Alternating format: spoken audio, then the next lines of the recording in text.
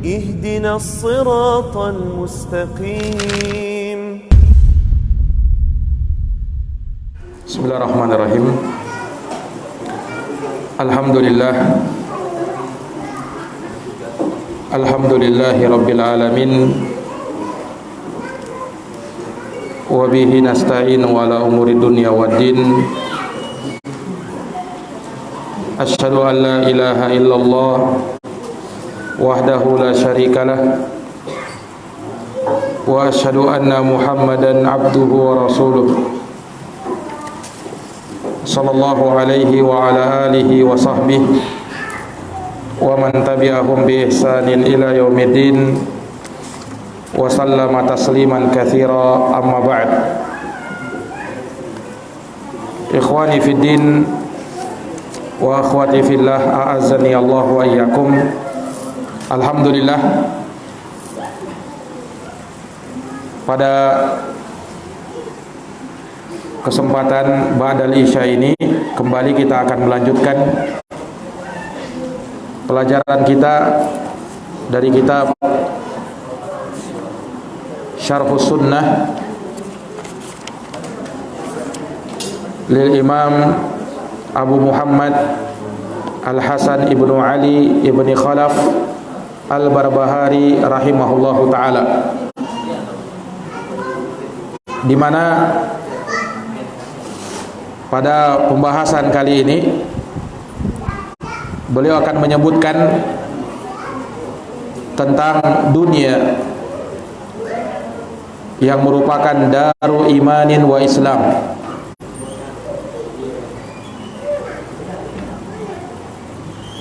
Kata Imam Al-Barbahari rahimahullahu ta'ala, wa'alam bi anna dunya daru imanin wa Islam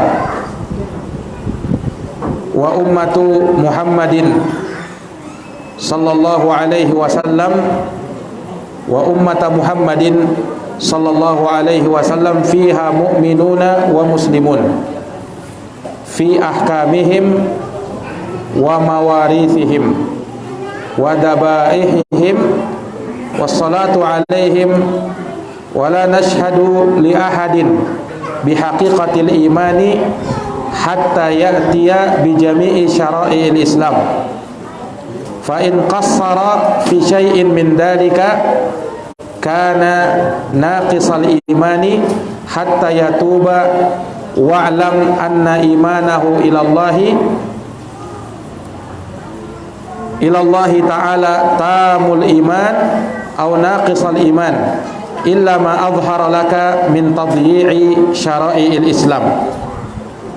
Iya, kata beliau, kata Imam Al-Barbahari, ketahuilah bahwasanya dunia merupakan daru imanin wa Islam, yakni negeri iman dan Islam. Dan umat Muhammad sallallahu alaihi wasallam di dalamnya, yakni di dunia ini, ada yang beriman, ada yang mukmin, dan ada yang muslim. Fi ahkamihim, pada hukum-hukum mereka, wa mawarithihim, dan warisan-warisan mereka, wa dabaihihim, sembelihan-sembelihan mereka, wassalah alaihim, dan salat atas mereka. Wala nashhadu li ahadin bihaqiqatil imani hatta ya'tiya bi jami'i syara'i'il Islam. Dan bahwasanya kita tidak mempersaksikan bagi seseorang dengan hakikat keimanan, yakni iman yang hakiki, sampai dia melakukan dan mengamalkan semua syariat-syariat Islam. Apabila dia kurang di dalam hal tersebut atau sesuatu dari hal tersebut, maka imannya berkurang sampai dia bertaubat kepada Allah. Dan ketahuilah bahwasanya imannya kepada Allah Subhanahu wa taala sempurna imannya atau berkurang imannya, kecuali apa yang dia tampakkan bagimu atau kepadamu dari bentuk menelantarkan syariat-syariat Islam. Ini ucapan global dari Imam Al-Barbahari rahimahullahu taala, di mana beliau berbicara tentang agama, yang mana agama kita berpusat pada 3 perkara, yaitu Islam, iman, dan ihsan. Dan ini yang disebutkan oleh Nabi SAW dalam hadis Jibril. Ketika malaikat Jibril datang kepada Nabi bertanya tentang Islam, maka Nabi sebut 5 rukun Islam. Kemudian bertanya lagi tentang iman, maka Nabi sebut 6 rukun iman. Lalu bertanya lagi tentang apa itu ihsan, maka Nabi sebut rukun ihsan, anta'budallaha ka'annaka tarahu fa illam takun tarahu fa innahu yaraka. Engkau beribadah kepada Allah seakan-akan engkau melihatnya. Jika engkau tidak mampu melihatnya, maka yakinilah bahwa Allah melihatmu. Nah, maka ini yang dipertanyakan oleh malaikat Jibril. Kemudian juga bertanya tentang hari kiamat, ya. Dan pada akhir hadis disebutkan bahwa Rasulullah menyatakan, hada Jibril atakum yu'allimukum amra dinikum. Itu yang datang tadi adalah malaikat Jibril. Dia datang kepada kalian untuk mengajarkan agama kalian, menunjukkan bahwasanya agama ini berputar pada pembahasan Islam, iman, dan ihsan. Dan semua itu tidak akan mungkin terwujud kecuali dengan melakukan 2 perkara, yaitu ilmu dan amal. Makanya agama kita dibangun di atas 2 landasan ini, ilmu dan amal. Dan Nabi kita diutus oleh Allah membawa 2 perkara ini. Makanya disebut di dalam Al-Quran, huwallazi arsala rasulahu bil huda wa dinil haq. Dialah Allah yang telah mengutus Rasulnya bil huda, dengan membawa petunjuk, wa dinil haq, dan agama yang benar. Kata ulama tafsir, yakni bil huda ay bil ilmin nafi'. Rasulullah diutus dengan membawa petunjuk, maksudnya dengan ilmu yang bermanfaat. Wa dinil haq, diutus dengan agama yang benar, maksudnya dengan amalan saleh. Maksudnya apa? Dengan amalan saleh. Maka inilah yang membangun agama kita. Makanya seorang muslim tatkala dia hidup di dunia, maka dia harus memperhatikan 2 perkara ini. Yang pertama, dia harus menuntut ilmu. Iya, dan itu merupakan kewajiban dia. Di mana Rasulullah bersabda, "Talabul ilmi fariidatun 'ala kulli muslimin." Menuntut ilmu adalah kewajiban bagi setiap muslim. Artinya, berdosa orang yang meninggalkan dari menuntut ilmu agama. Sebab menuntut ilmu agama hukumnya wajib. Iya, berdosa bagi siapa yang tidak mempelajari agamanya atau tidak memperhatikan agamanya dan acuh tak acuh dengan perkara atau urusan agamanya. Iya. Maka ilmu adalah yang menghidupkan seseorang. Iya. Ilmu itu akan menghidupkan seseorang dan bisa menghidupkan hati seseorang. Bisa menghidupkan hati seseorang. Artinya orang itu bisa mati, ya, walaupun jasadnya masih hidup, ketika dia tidak mengisi rohaninya dengan iman, yang mana dasarnya iman adalah ilmu. Makanya ulama menafsirkan terkait dengan ayat itu, 4 golongan manusia yang selamat dari kerugian, illal ladina amanu wa amilus solihat wa tawasaw bil haq wa tawasaw bis sabr. Kecuali orang yang beriman kemudian beramal dengan amalan saleh, saling berwasiat dalam menetapi kebenaran dan saling berwasiat dalam menetapi kesabaran.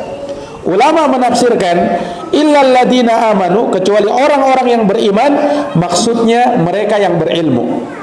Karena iman tidak mungkin hadir dan tidak mungkin ada kecuali didasari dengan ilmu. Artinya tidak mungkin orang itu bisa beriman kalau dia tidak punya ilmu. Apa yang mau dia imani kalau dia tidak tahu ilmunya apa? Dia tidak tahu apa yang dia imani. Nah, ini tidak mungkin. Maka sebelum muncul iman itu harus ilmu dulu. Harus apa? Ilmu dulu. Nah, dan bagaimana kita mau beribadah kepada Allah kalau kita tidak mempelajari ilmu? Ya, makanya menuntut ilmu adalah kewajiban bagi setiap muslim. Ya, siapapun dia, laki-laki maupun perempuan, anak muda maupun orang yang sudah tua, tidak ada alasan bagi mereka untuk tidak menuntut ilmu agama. Ya, untuk tidak menuntut ilmu agama. Nah, dan ilmu yang dimaksud adalah ilmu nafi', ilmu yang bermanfaat. Ilmu yang bermanfaat, kata Al-Hafidz Ibnu Hajar, kata Al-Hafidz Ibnu Rajab, berputar pada dua hal. Yang pertama, ilmu itu bermanfaat kalau dia berilmu sesuai dengan dalil Al-Quran, sunnah, dengan pemahaman salafus saleh. Ini baru dikatakan ilmu. Makanya disebutkan dari Imam Syafi'i, beliau berkata, al-ilmu makana fihi qala haddasana wa ma siwa dzalika wasawisu syayatin. Ilmu itu adalah apa yang disandarkan kepada Nabi. Ini sabdanya Nabi yang sahih dari Nabi. Adapun selain daripada itu hanyalah was-was dari syaitan. Sebagian ulama mengatakan al-ilmu qala Allahu wa qala ar-rasulu wa qala as-sahabah. Ilmu adalah apa yang difirmankan oleh Allah, apa yang disabdakan oleh Rasulullah, dan apa yang dikatakan oleh para sahabat. Itulah ilmu. Iya. Nah, dari sini para hadirin yang dirahmati dan dimuliakan oleh Allah, seseorang kalau ingin belajar ilmu, maka dia harus pastikan ilmu yang dia pelajari adalah ilmu nafi', ilmu yang bermanfaat. Karena ilmu itu ada dua. Ada ilmu nafi', ilmu yang bermanfaat, dan ada ilmu ghairun nafi', ilmu yang tidak bermanfaat. Kalau ilmu bermanfaat, ilmu yang bersumber dari Quran, sunnah, dengan pemahaman salafus soleh. Kemudian ilmu juga bermanfaat kalau dia amalkan dan dia dakwahkan, dia tebarkan kepada manusia. Menunjukkan bahwa ilmu tidak akan bermanfaat walaupun dia tahu Quran, hafal hadis, dia berpemahaman dengan pemahaman salafun saleh, tapi kalau dia tidak amalkan, dia tidak dakwahkan, dia tidak tebarkan, dia tidak sebarkan, maka ilmunya kurang bermanfaat. Ilmunya bisa jadi tidak bermanfaat. Ilmu itu bermanfaat kalau kau amalkan, dan ilmu itu bermanfaat kalau kau bagikan kepada orang lain. Ya, kau sebarkan kepada orang lain, baru dia memberikan apa? Manfaat. Ya. Tapi kalau kita sembunyikan atau tidak kita amalkan, ilmu bisa jadi bumerang yang menghantam kita. Makanya Rasulullah pernah bersabda, Al-Qur'anu hujjatun laka au alaika. Quran itu bisa menjadi hujjah yang membelamu atau justru hujjah yang akan mencelakakan dirimu. Quran itu bisa menjadi hujjah pembela kita kapan? Kalau kita baca Quran, kita amalkan Quran. Tapi hujjah yang justru mencelakakan kita kalau kita tidak mau mengamalkan isi Al-Quran. Ya, kita sekedar baca Quran tapi jauh dari pengamalan nilai-nilai Al-Quranul Karim. Nah, ini para hadirin yang dirahmati dan dimuliakan oleh Allah Subhanahu wa taala. Ya, kemudian dari ilmu nafi, ilmu yang bermanfaat, ini yang akan menjadi amal jariah bagi kita. Makanya salah satu dari 3 hal yang akan menjadi amal jariah, kata Nabi sallallahu alaihi wasallam, idza matal insan, apabila manusia meninggal, inqata'a anhu sairu amali, akan terputus semua amalnya kecuali 3. Terputus semua amalnya kecuali 3. Salah satunya adalah au ilmin yuntafa'u bih, ilmu yang bermanfaat. Ilmu yang bermanfaat. Dengan ilmu inilah kita bisa membedakan mana yang hak, mana yang batil, mana yang benar, mana yang salah, mana yang tauhid, mana yang syirik, mana yang sunnah, mana yang bid'ah, mana yang taat dan mana yang maksiat, mana jalan ke surga dan mana jalan ke neraka. Tanpa ilmu kita tidak bisa membedakan. Bisa jadi kita menyangka ini jalan ke surga, padahal itu jalan ke neraka. Bisa jadi karena kita menganggap, karena kejahilan kita menyangka ini jalan ke neraka, padahal itulah jalan ke surga. Ya, hati-hati. Karena beragama itu bukan dengan perasaan. Beragama itu bukan dengan inspirasi kita atau hemat pikiran kita, bukan. Beragama itu dengan wahyu. Beragama itu dengan wahyu dari Allah Subhanahu wa taala. Adapun perasaan saya, rasa-rasanya baik ini, itu tidak mewakili kebenaran. Kenapa? Allah berfirman dalam Quran, asa an takrahu syai'an wa huwa khairun lakum. Bisa jadi kamu menganggap itu baik, ya. Bisa jadi kamu menganggap itu buruk, kamu tak suka dengan itu, padahal itulah yang baik.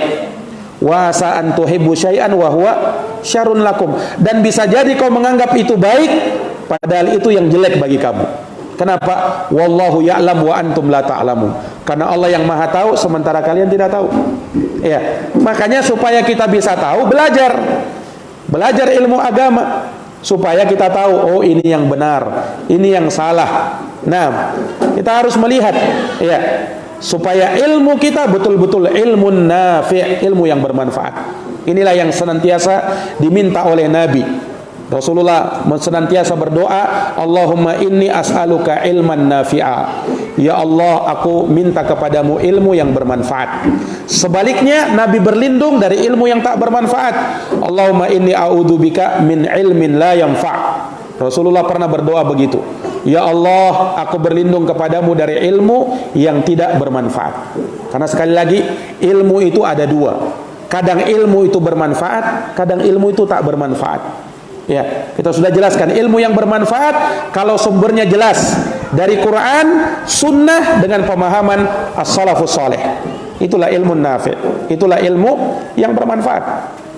Nah, maka dari sini kalau kita belajar ilmu, kalau kita menuntut ilmu, kita harus lihat kepada siapa kita menuntut ilmu, kepada siapa kita belajar. Iya, supaya apa? Guru itu yang menentukan. Ya, guru itu yang memberikan kepada kita ilmu. Kalau yang diberikan guru tersebut ilmu yang bermanfaat, maka kita dapat ilmu yang bermanfaat. Tapi kalau kita salah dalam memilih guru, ya, maka terkadang, ya, yang kita inginkan adalah sunnah, tetapi justru yang diberikan oleh sang guru adalah syubhat, kerancuan-kerancuan di dalam beragama. Ini hati-hati. Makanya nasihatnya Imam Ibnu Sirin rahimahullah, inna hadzal ilma dinun fanduru amman ta'khuduna dinakum. Sesungguhnya ilmu ini agama, maka perhatikanlah dari siapa kamu menuntut ilmu agama. Yani selektiflah dalam memilih guru. Jangan sembarangan. Iya, jangan seperti prinsip orang. Katanya apa? Ambil baiknya, buang buruknya. Nah, ini prinsip seperti ini bukan diperuntukkan kepada orang-orang seperti kita. Kalau dia sudah jadi Syekhul Islam, kalau dia sudah jadi seorang alim besar, dia sudah bisa membeda-bedakan, sudah bisa memfilter, memilah dan memilih, nah, baru dia bisa begitu. Tapi kita yang masih baru belajar, kita belum tahu. Jangan mengatakan, kita ambil baiknya saja, buang buruknya. Itu kan prinsip sebagian orang. Kau tahu dari mana ini baik, ini buruk? Bisa jadi kau anggap itu baik, padahal itu buruk. Bisa jadi kau anggap itu buruk, padahal itu baik. Nah, ini para jamaah. Makanya ulama mengatakan hati-hatilah di dalam memilih guru. Hati-hati. Harus jelas akidahnya, harus jelas manhajnya. Nah, katanya, makanya para ulama menyebutkan bahwasanya seseorang itu, ya, diambil darinya ilmu manakala terpenuhi 3 persyaratan. Sebagian menambah 4 persyaratan. Yang pertama, akidahnya adalah akidah yang lurus. Akidah yang lurus, bukan akidah yang bengkok. Kalau dia punya akidahnya tidak lurus, ya, maka ini yang menyebabkan apa? Ini yang menjadikan seseorang itu tidak boleh mengambil ilmu darinya. Ini syarat mutlak, harus berakidah dengan akidah yang lurus. Yang kedua adalah dia punya manhaj, ya, manhaj yang kokoh, ya, punya manhaj yang kokoh. Nah, yaitu dia jelas pengambilannya, sumber ilmunya dari Al-Quran, Sunnah, ijma' para ulama dengan pemahaman salafun saleh. Itu manhaj. Dia harus perhatikan manhajnya bagaimana. Kemudian syarat yang ketiga, ya, bahwasanya orang yang kita ambil ilmu darinya adalah orang yang memang ahli di dalam ilmu tersebut. Dia mumpuni dalam ilmu tersebut, dari ilmu yang dia ajarkan. Ya, dia memang artinya sumber ilmunya dari mana dia menuntut ilmu itu jelas. Jangan sampai kita mengambil seorang guru tidak tahu belajarnya dari mana, ya, tidak tahu sumber ilmunya dari mana, kemudian kita ambil saja ilmu darinya. Hati-hati. Nah, karena apa? Jangan sampai kita menyimpang di dalam agama ini. Hidayah itu mahal. Jangan sampai gara-gara kita salah di dalam memilih guru, akhirnya kita pun ya, yang tadinya berada di atas hidayah, tetapi karena kekeliruan kita pun ikut menjadi menyimpang, wal iyadu billah. Nah, kemudian syarat yang keempat, dia adalah orang yang dikenal suka memberikan nasihat kepada manusia. Nah, ini 4 syarat. Kalau terkumpul 4 syarat ini, ambil ilmu dari orang tersebut. Yang pertama tadi apa? Akidahnya harus lurus. Ya. Kemudian manhajnya harus kokoh. Nah, manhaj itu apa? Manhaj itu metode dia dalam beragama. Ya, bagaimana dia mengambil agama itu dari sumber yang jelas, Quran, Sunnah dengan pemahaman salafus soleh, murni dari situ, tidak mengambil dari sana dari sini, ya, atau bergabung ke sana bergabung ke sini, tidak. Nah, ini para hadirin yang dirahmati dan dimuliakan oleh Allah Subhanahu wa Ta'ala. Kemudian yang ketiga apa tadi? Dia mumpuni di dalam ilmu yang telah dia ajarkan. Dan yang keempat, dia adalah orang yang memang dikenal suka memberikan nasihat kepada umat. Nah, ini 4 syarat disebutkan oleh para ulama. Kalau kita ingin belajar dari seorang guru, maka kita lihat dari guru kita, kalau terpenuhi syarat-syarat ini, ambil ilmu darinya. Nah, kalau kita tidak tahu, tanyakan kepada orang yang kita kenal berilmu. Ya, apakah kita boleh mengambil ilmu darinya ataukah tidak? Jangan kita berprasangka baik, oh ini mungkin ini bagus saja ini. Nah, oh dia menyampaikan itu, masya Allah. Ya, jangan sampai tertipu. Nah, karena terkadang ya sebagian orang-orang yang menyimpang di dalam agama, terkadang dia bisa membawakan ayat, bisa membawakan hadis Nabi SAW, tetapi ayat dan hadis dia tidak tafsirkan dengan penafsiran yang benar. Dia tafsirkan dengan penafsiran sendiri. Jangan sampai salah. Orang-orang Syiah, mereka juga berdalil dengan Quran. Ya, mereka berdalil dengan Quran. Ketika mencela ibunda Aisyah, orang Syiah membawakan ayat dalam Quran. Padahal mencela siapa? Istrinya Rasulullah, ibunda Aisyah. Kata mereka, dalilnya firman Allah, innallaha ya'murukum an tadhbahu baqarah. Sesungguhnya Allah perintahkan kalian menyembelih sapi betina. Katanya sapi betina di situ Aisyah. Ini kan ngawur ini. Tapi mereka berdalil dengan Quran. Ya, berdalil dengan Quran. Tapi Quran sudah dia pelintir. Hati-hati dengan penyimpangan. Nah, dan hati-hati dengan golongan kaum munafikin dari kalangan Islam liberal. Kaum munafikin pada zaman sekarang itu adalah Islam liberal yang menyatakan semua agama sama, ya, sama saja ini dan itu sama. Naam, ya, masuk surga sama-sama. Ini pemahaman Islam liberal yang seperti ini. Nah, ya, ini kaum munafikin di zaman sekarang. Ya, demikian pula para hadirin yang dirahmati dan dimuliakan oleh Allah Subhanahu wa Ta'ala. Ketika seorang berada di atas akidah ahli sunnati wal jamaah, di atas akidatus salaf, maka jangan disamakan dengan yang lainnya. Ya, jangan dikatakan oh ini sama juga dengan kelompok ini, disamakan juga dengan kelompok itu. Nah, sementara dia tidak berada di atas akidatus salaf, akidah ahli sunnati wal jamaah. Ini harus teliti seseorang di dalam perkara ini. Kalau dia tidak tahu, sekali lagi tanyakan kepada orang berilmu. Ya, dari siapa kita mengambil ilmu harus dilihat. Ya, jangan sampai kita hanya melihat titelnya atau gelarnya, atau dia dari sini dari situ, kemudian kita langsung mengambil ilmu darinya. Hati-hati. Para hadirin yang dirahmati dan dimuliakan oleh Allah Subhanahu wa Ta'ala. Seseorang itu selektif di dalam belajar ilmu agama. Supaya apa?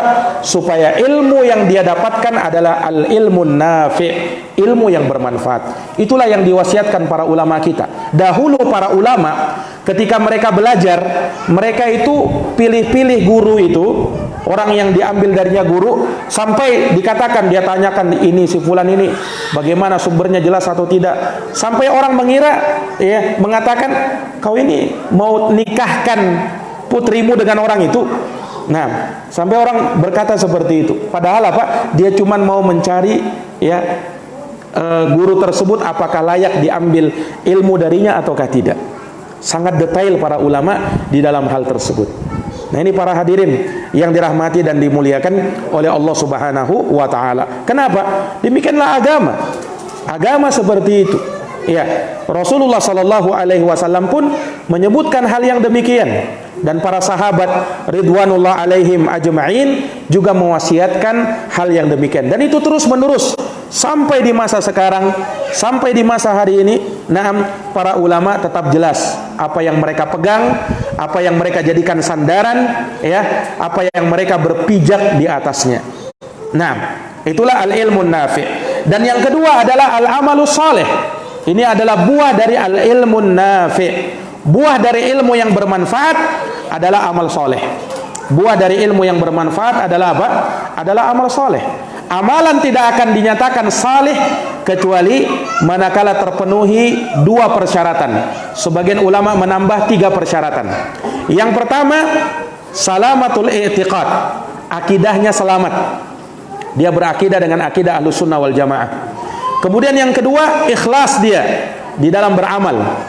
Dan yang ketiga, mutaba'atur rasul, sesuai dengan tuntunan Rasulullah SAW ketika dia beramal. Barulah amalnya jadi amalan soleh. Nah, artinya kalau tidak memenuhi 3 persyaratan ini, maka amalnya tidak menjadi soleh. Amalnya menjadi amalun toleh, amal yang tidak soleh. Hati-hati para hadirin yang dirahmati dan dimuliakan oleh Allah. Karena seseorang itu ketika beramal bukan hanya dilihat niatnya. Orang kan berkata yang penting niatnya. Bukan, yang penting niatnya dan caranya juga harus dilihat. Kalau niatmu bagus, itu modal utama, modal pertama. Tapi harus ada modal kedua. Caramu dalam beramal juga harus benar. Iya, karena apa? Ada orang beramal tapi amalnya ditolak sama Allah. Man amila amalan laisa alaihi amruna fahuwa rad. Siapa yang beramal suatu amalan tidak sesuai dengan tuntunan kami, amalnya tertolak. Iya, bahkan Nabi pernah bersabda, ada seseorang yang dia sholat 60 tahun lamanya tapi tidak ada satupun sholatnya yang diterima di sisi Allah. Bayangkan, niatnya ikhlas tapi kenapa tidak diterima? Caranya yang salah. Caranya yang salah. Nah, makanya kalau kita beramal harus kita pastikan sumbernya jelas, ya, tuntunannya jelas. Ini dari Nabi Shallallahu Alaihi Wasallam. Jangan sampai kita mengada-ada di dalam amalan itu. Amalan yang kita kerjakan betul-betul sesuai dengan apa yang digariskan dan dituntunkan oleh Nabi Sallallahu Alaihi Wasallam. Barulah amalan itu berbuah dengan amalan soleh. Barulah dia berbuah dengan amalan soleh. Para ikhwah dan akhwat yang dirahmati dan dimuliakan oleh Allah Subhanahu Wa Taala, maka ini dari perkara yang hendaknya kita perhatikan di dalam prinsip pokok di dalam agama kita. Di dalam prinsip pokok di dalam agama kita, yaitu apa? Al-ilmun nafi' wal amalus saleh. Ilmu yang bermanfaat dan amalan saleh.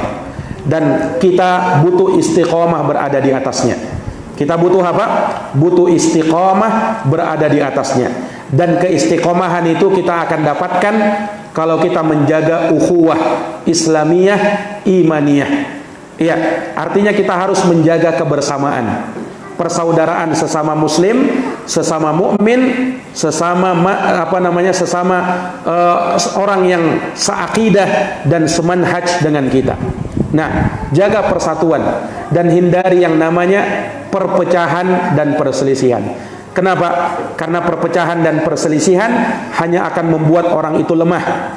Hanya akan membuat orang itu ya tidak bisa kokoh di dalam agamanya. Nah, ini kalau perpecahan dari perkara yang tidak diperbolehkan untuk kita berpecah di dalamnya. Ya, berbeda dengan perkara yang memang harus berpecah. Antara sunnah dengan bidah tidak mungkin bisa ketemu. Antara tauhid dengan syirik tidak mungkin bisa digabungkan. Antara taat dan maksiat tidak mungkin bisa ketemu. Ini harus pecah. Sebagaimana Nabi memecah belah di antara manusia.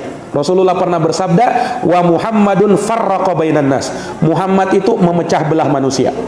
Maksudnya apa? Memecah belah antara musyrikin dengan muslimin, tidak mungkin mereka bisa bersatu. Memecah belah antara muwahhidin dengan kafirin, orang yang bertauhid dengan orang kafir, tidak bisa ketemu. Memecah belah antara ahlus sunnah dengan ahlul bidah, tidak mungkin mereka bisa ketemu.